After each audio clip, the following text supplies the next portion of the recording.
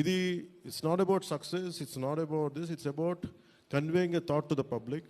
It all depends how well public receive. ఏది చెప్తా ఉన్నాను, కొంతమంది బాయ్కాట్ చేస్తాం, నెగిటివ్ రివ్యూస్ అంటే, I said please go ahead, నాకు అసలు ఇబ్బంది లేదు. ఎందుకంటే నేను రోడ్డు మీదకి వచ్చి నేను ఏమనుకుంటానంటే, చాలాసార్లు నేను సినిమాలు ఆడనివ్వు, నేను రానివ్వు అంటే, ఎక్కడో నెల్లూరులో ఉండి చిన్న వీధుల్లో పెరిగినోడిని, ఇక్కడ దాకా రావడమే గొప్ప. అలాంటిది నా సినిమాని ఆపుతున్నాను, నేను ఎంత స్థాయికి ఎదిగానో మీరు చెప్తున్నారు. నా గురించి నాకు తెలియదు, కానీ మీరు చెప్తున్నారు నా ఎదుగుదల ఎంత.